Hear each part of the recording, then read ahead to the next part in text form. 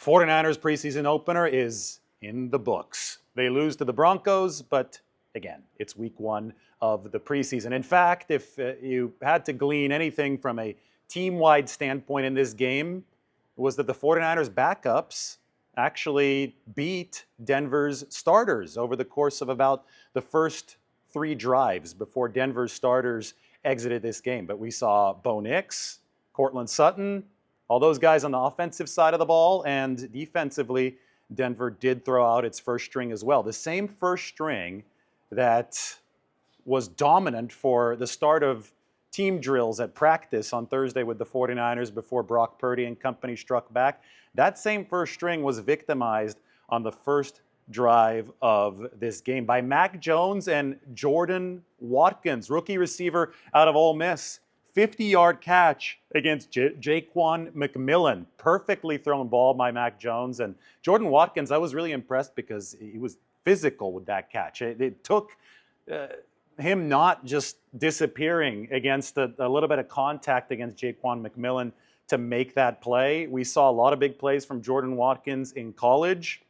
We've seen a lot of big plays from Jordan Watkins throughout training camp, and that continued on the first drive that led to a touchdown for Patrick Taylor Jr. Now, you guys remember after the joint practice on Thursday, I said Nick Bonito, the Denver outside linebacker, was giving the 49ers a lot of trouble early on before Purdy and company turned it around with his blitzes, with his way of crashing the backfield. Well, on the touchdown run to open this game from Patrick Taylor Jr., if you go back and watch the tape, you'll notice that Braden Willis, who's in the competition to be the 49ers' third tight end, put on a pretty nice block on Nick Bonito, and that sprung Patrick Taylor free for the touchdown. That first drive also featured a Mac Jones quarterback sneak. It was just funny. You're watching a quarterback wearing number 10 on a QB sneak.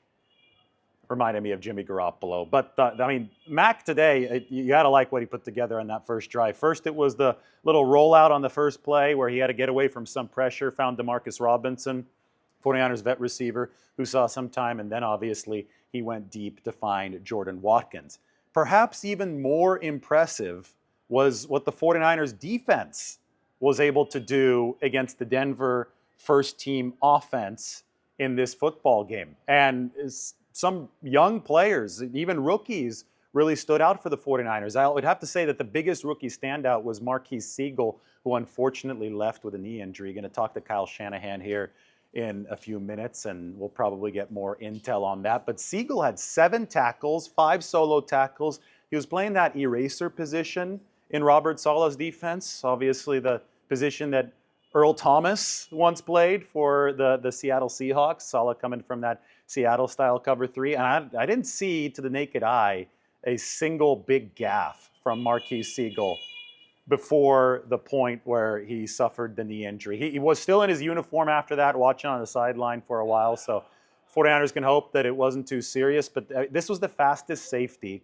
in the 2025 draft class. And if he can make any sort of trajectory that's like Malik Mustafa's from last year, the 49ers are going to have a lot of options this year at the safety position, which can be a good thing. How about Darrell Luter Jr.? It's not just about the rookies. In fact, I think if you looked at this in the bigger picture, it was the 49ers' second and third year guys, so still younger players, still backups since they didn't play the starters in this game. But it was the second and third year guys like a Darrell Luter Jr., like a Kalia Davis, that made the biggest mark against the Denver first-team offense. Single most impressive play today, I thought, was when Bo Nix went to the end zone on third down for Cortland Sutton. That's the big 6'4" Denver receiver, recently signed a $92 million contract. Darrell Luter Jr., we got to put the notepad down for this. He's got the wingspan, right? He's got, 32 3/8 inch arms. That's like the 81st percentile of all drafted corners. He also has a 40.5 inch vertical leap. He put both of those measurables on full display to jump up, reach up, and make sure that Cortland Sutton couldn't grab that football. I can guarantee you that Cortland Sutton is probably very, very used to winning matchups against 6-foot cornerbacks on jump balls into the end zone. But Darrell Luter Jr. made sure that wouldn't be the case. And The length that the 49ers loved about this guy when they drafted him a couple years ago allowed them to project him as a future contributor at cornerback for the 49ers. That length was really on display. And again, that third cornerback job is wide open. Trey Brown forced a fumble in the second half. Dallas Flowers had a missed tackle today on an outside zone run, but then he recovered with a nice diving stop on another outside zone run from R.J. Harvey of the Denver Broncos. So all three of these guys who I think are in firm competition to be that veteran third corner who comes into the game if the 49ers have any injuries on the outside. All three of them did good things, but I thought that Darrell Luter Jr. was the most impressive of all of them, with just a hell of a pass breakup and also, just good run support in general from Darrell Luter Jr. today.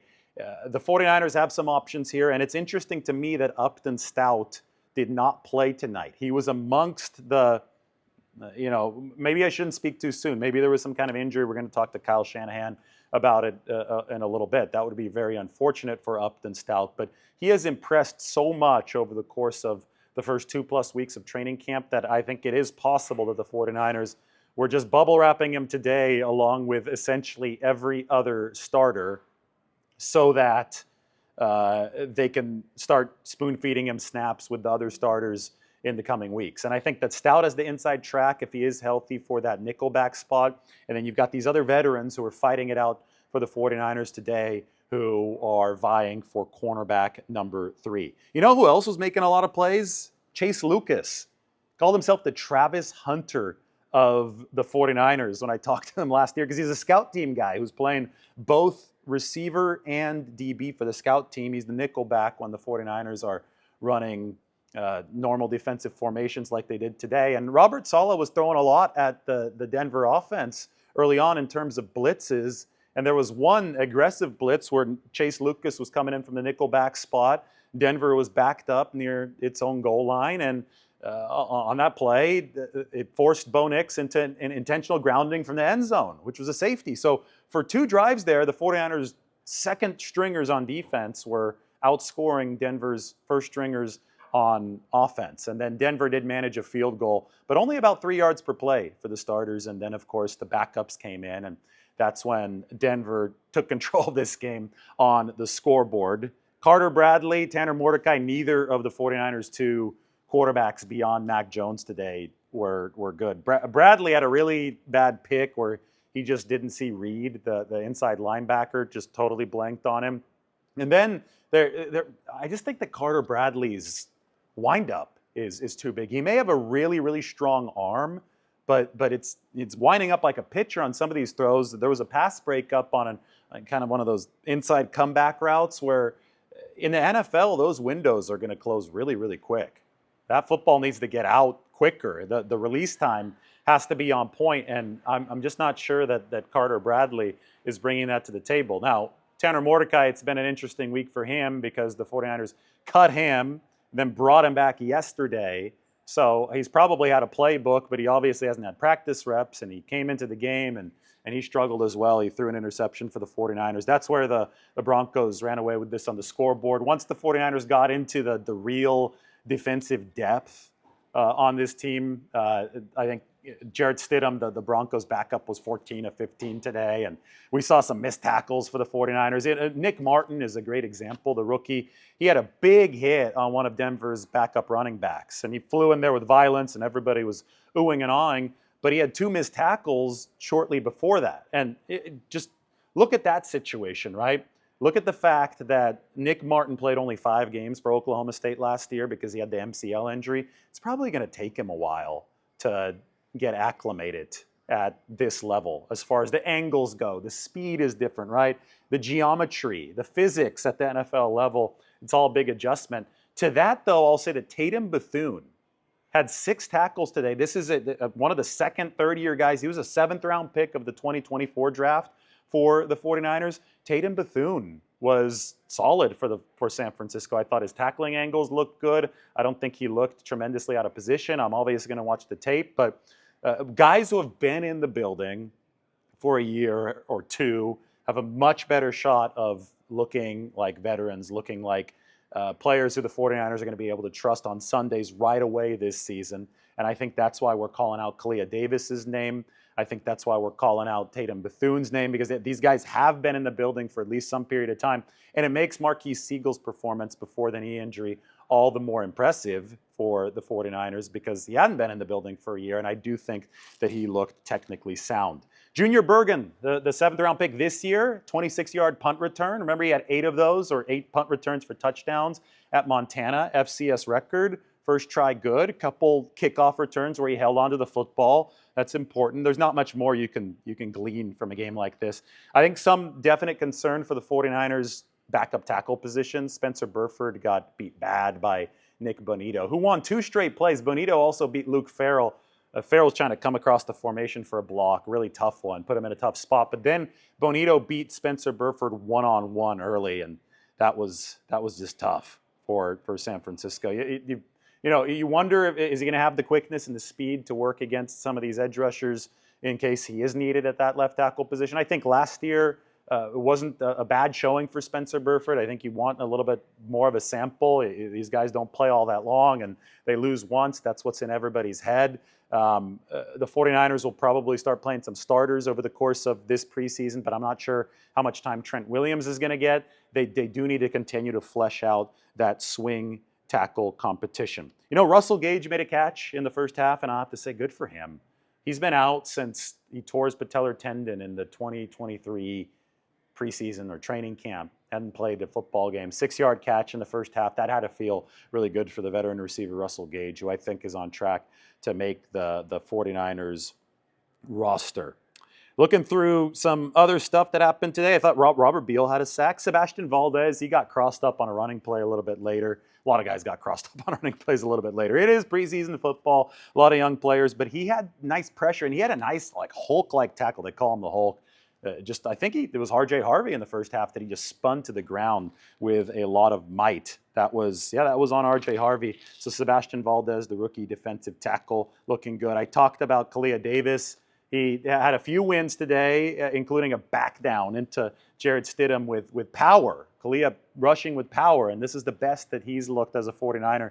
With all these defensive tackles hurt right now, Kalia's the veteran in the room. I don't think that C.J. West and Alfred Collins had many flash plays today. I did see CJ split a double team early. That was nice. I'm gonna have to watch the tape on Collins, but I will say that Kalia Davis definitely had some splash plays for the 49ers, and he's playing with power. We already know he has explosiveness. He's a former linebacker. That's all good for Kalia Davis, and I think he's gonna make this football team. I'm gonna modify my roster now that I've seen these guys play in the preseason, and I know how the defensive tackle position is shaking out. Somebody with Kalia's experience on his upward trajectory, I think now, given the 49ers' thinner situation, a defensive tackle is on a good track. Amir Abdullah hurt his ribs later in the game, so Keyshawn Vaughn just signed today, got some time for the 49ers. I've got the bad throws listed in here, both from Carter Badley and from Tanner Mordecai. That wasn't good, but 49ers were much better at the start of this game when Denver's starters were in there, with a unit that much more closely will resemble what the 49ers play with on Sunday, although they didn't play their starters and the Broncos did. So play-by-play evaluation, like player-by-player evaluation, is the way that I have to do this, and I think that's the way that I did it. We're going to have much more. I'm going to go to the 49ers locker room right now. Las Vegas coming up next week. More practices before then. There's your first 49ers instant reaction. By the way, thank you to the guys here at the Levi Stadium engineering room. It's a good way to showcase the hard work that they put in behind the scenes. And they invited me last year to come in and shoot the reactions here. So here's reaction number 1 in this 2025 preseason.